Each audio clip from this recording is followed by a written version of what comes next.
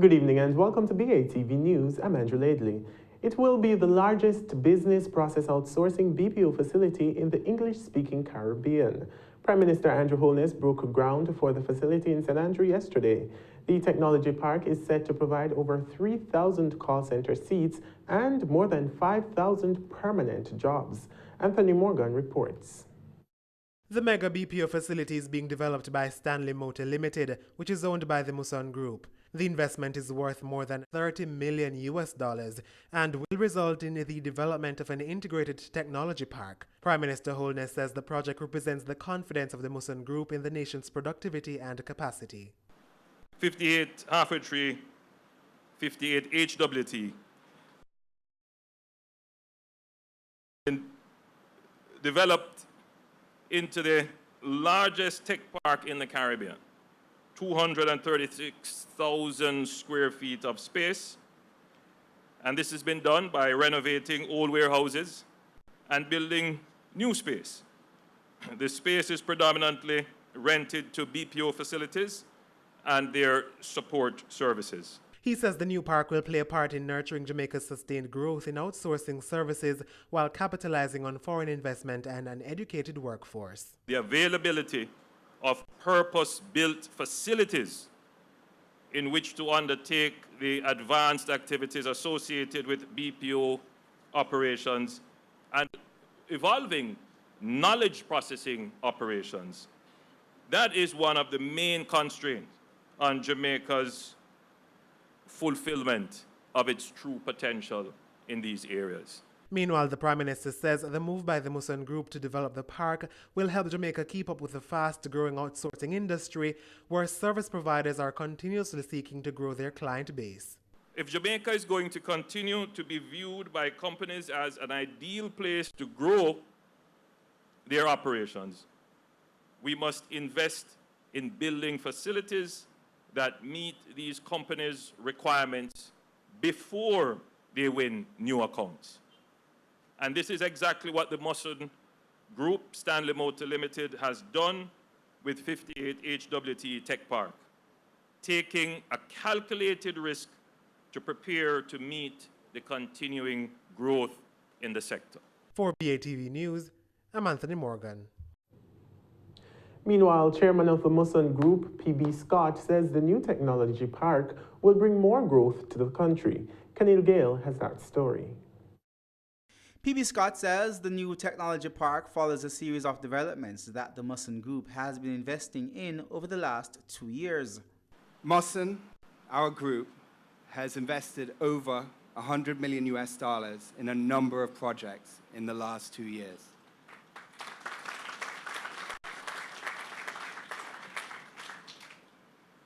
It feels a bit awkward saying it because it's not in our nature to say these things. But it's important to say it because it puts in context of how and why people invest in this country.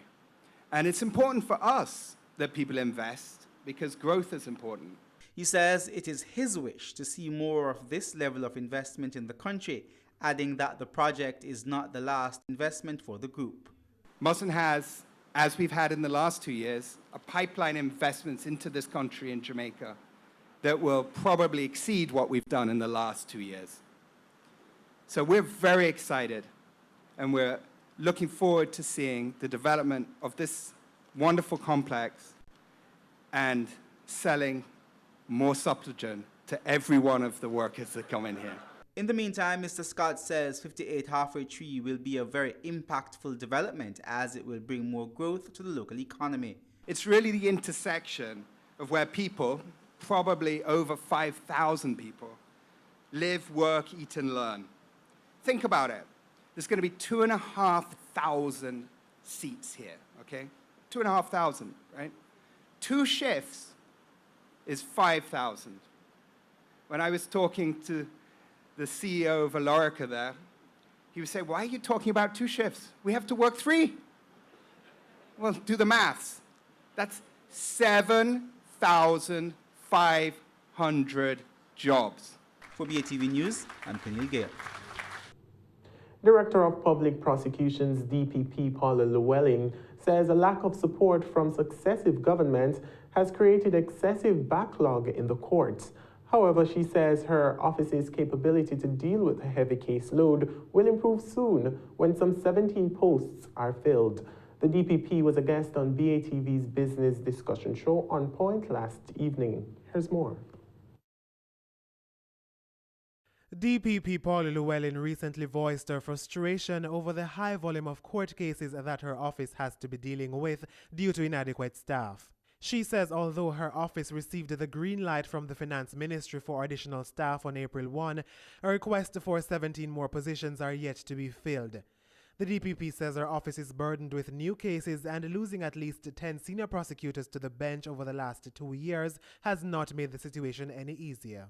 By the end of December this year, over the last 2 years, I will have released at least 10 senior prosecutors to go onto the bench.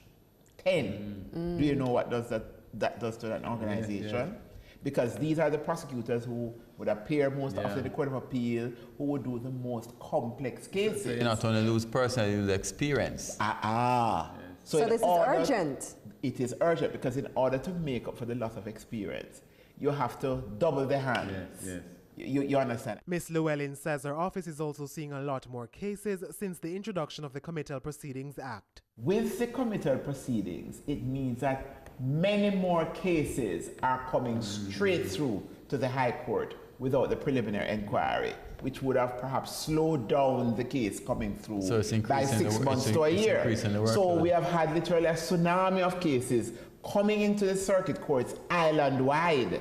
So for example, this year alone, the Michaelmas term, which is what commenced in September here, in St. Catherine, you have 358 cases.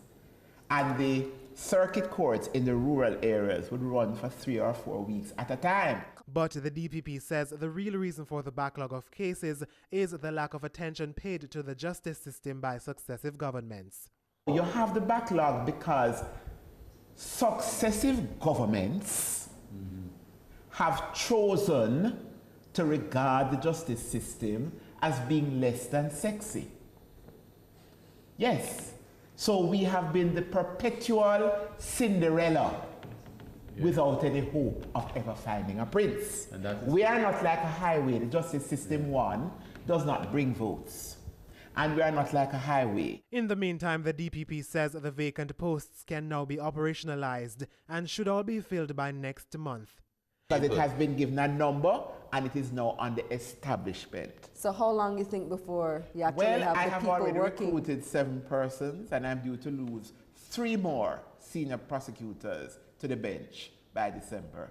So we are putting together, my HR manager and I, the documentation to go now to the RM courts in order to indicate that we have selected A, B, C, D, E after interviews. But DPP, and then it has to go back to the ministry. Coming back to the whole of justice. Experience and so hopefully by next month, by the middle of October. For BATV News, I'm Anthony Morgan.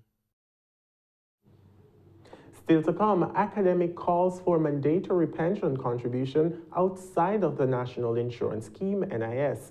The details after the break.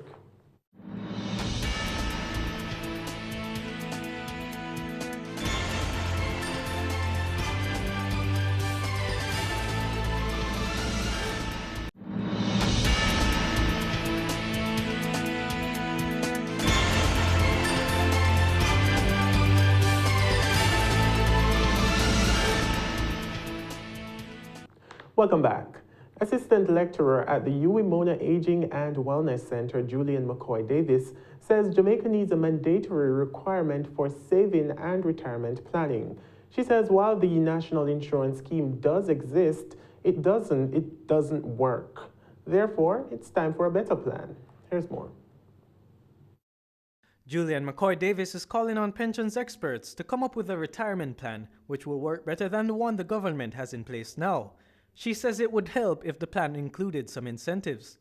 We may also need to consider a mandatory saving or retirement planning program with some amount of incentives. Yes, the NIS is there. Yes, it is compulsory. And even amidst the confusion as to whether or not it is compulsory, naturally the compliance issues need to be stepped up. But it is possible that we may need to explore, and I'm sure within this room, the experts are here, you may need to be exploring other ways and means in which we can increase the level of contributions or preparations that persons are making for retirement. The UWI lecturer is also pointing out that since Jamaicans are living longer, changes should also be made to health insurance policies which discriminate against older adults. In terms of the way forward, we definitely need to increase our public awareness about aging. We need to be able to implement more national programs and policy to promote positive aging, and also to be in a situation where we promote an enabling environment. And just a point of note here, the importance of health insurance and the fact that somewhat the current health insurance system discriminates against persons, older adults, because it stops at a particular age. So that is something that would need to be revisited if persons are going to be living longer and in need of long-term care. In the meantime, Ms. Davis maintains that the cost of retirement should never fall on the government. She says that's a burden Jamaicans should bear on their own. Planning for retirement is imperative, and the economic burden of not planning cannot be placed at the feet of the government. We all have to take responsibility. This is not one of those things where we can cry, we want justice. We have to take personal responsibility ourselves. We need more time. That's the cry from older adults who are now advocating to raise the age of retirement from 60 to 65. And according to Assistant Lecturer at UWI, Julian McCoy Davis, it may not be such a bad idea after all. Here's why.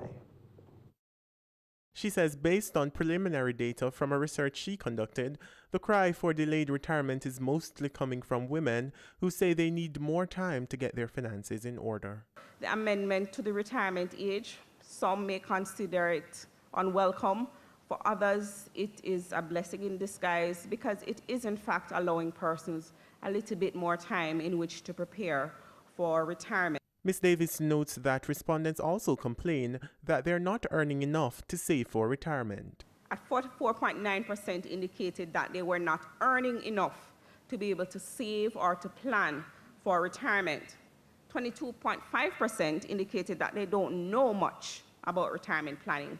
And 21.4% indicated that they had never thought about it before, and that was the reason why they are not prepared. She says most respondents believe that in order to effectively plan for retirement, they'd have to get a second job.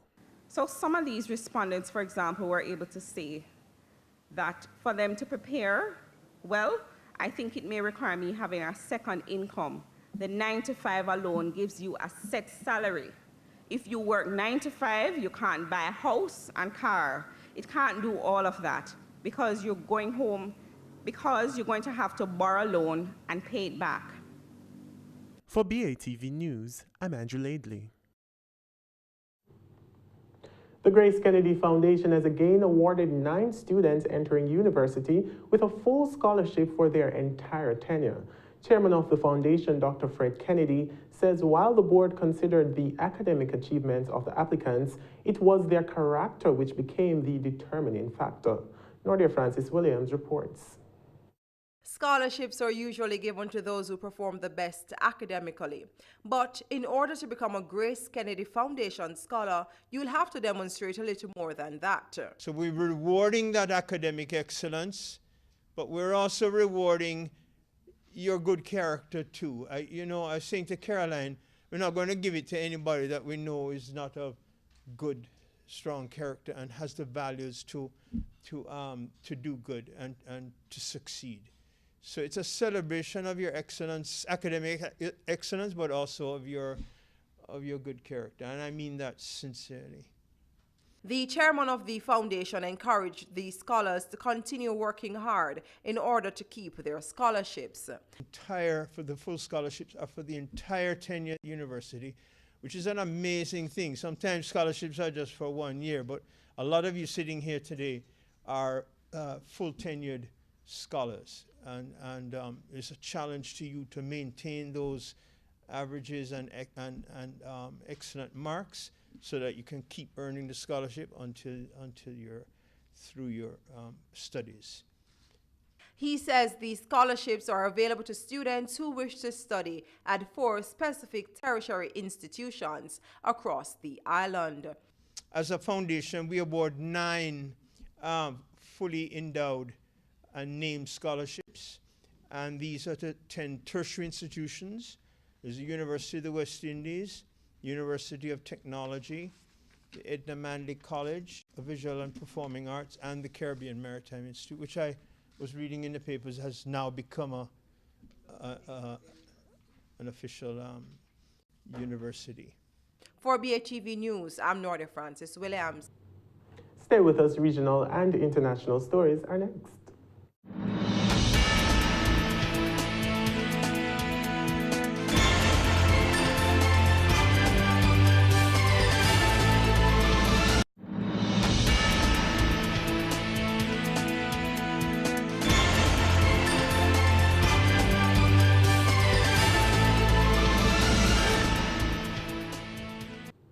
Welcome back. It's time now for regional and international news.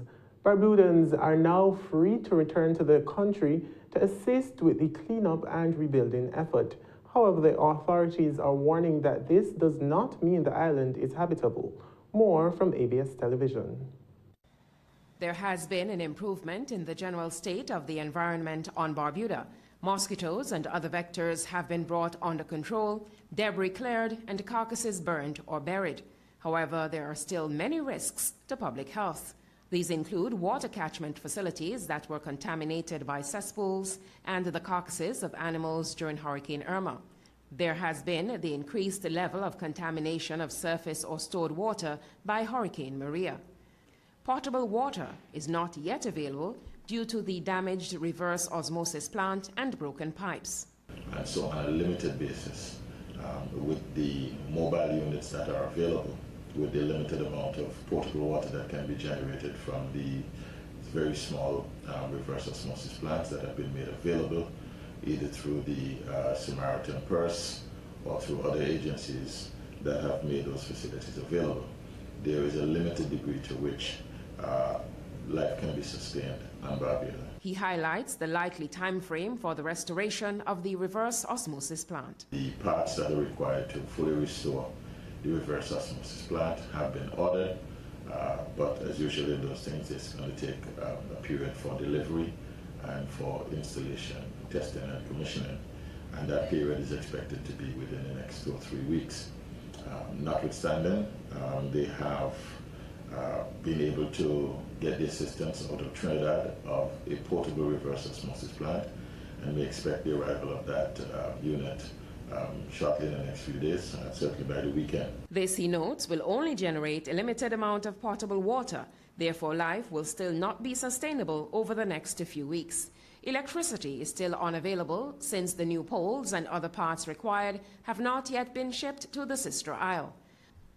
Barbudans returning to the sister isle after the lifting of the evacuation order will do so at their own cost and their own risk, as vector-borne and waterborne diseases still pose a threat.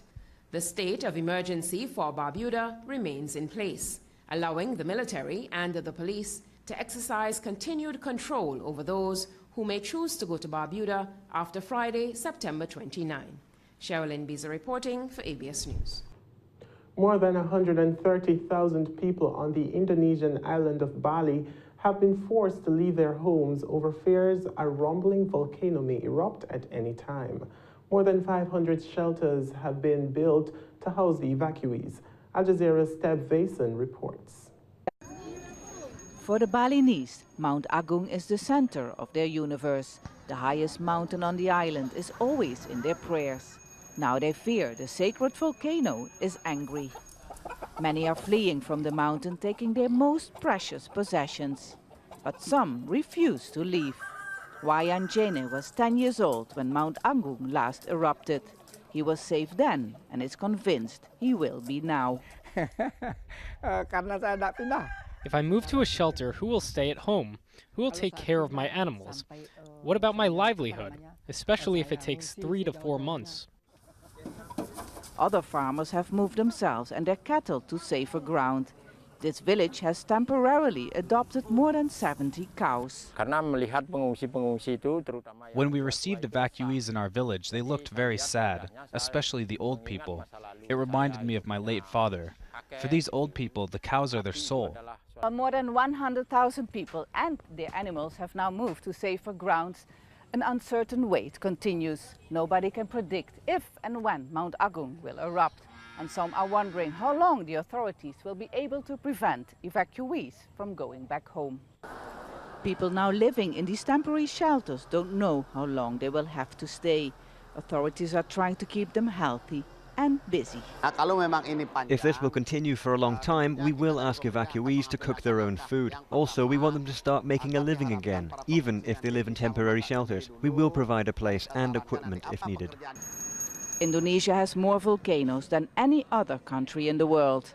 Eruptions have forced many from their homes, sometimes for years.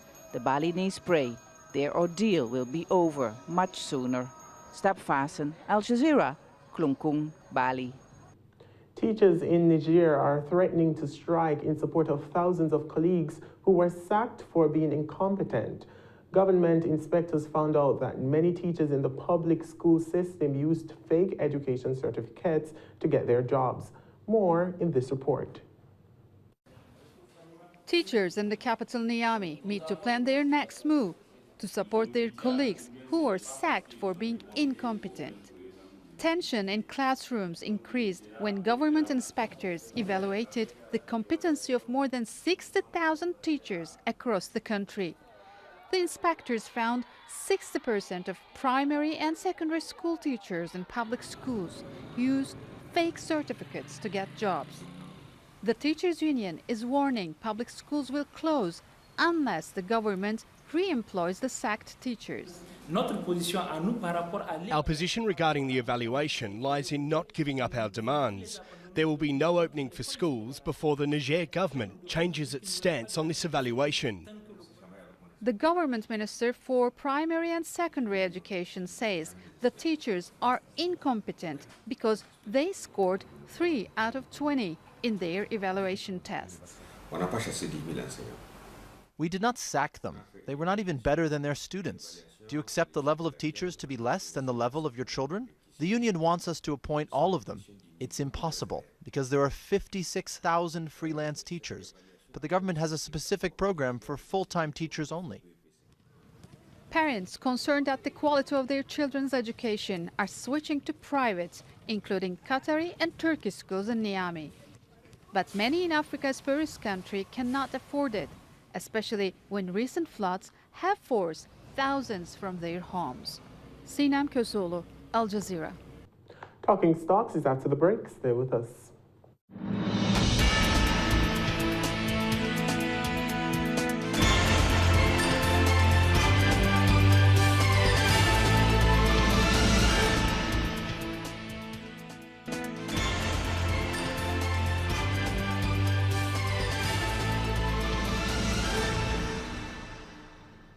Welcome back. Time now for Talking Stocks. 45 stocks traded today, of which 25 advanced, 15 declined, and 5 traded firm. The main JC index declined, while advanced by 3,168 points to close at 262,729 points. The junior index declined 52 points to close at 2,906 points. Over 6 million units traded, valued at more than $121 million on the Jamaican dollar market. And on the US dollar market, over 30,000 units traded, valued at more than $7,000 US. Jamaica Producers Group, with over 1 million units changing hands, accounted for 22% of the market volume.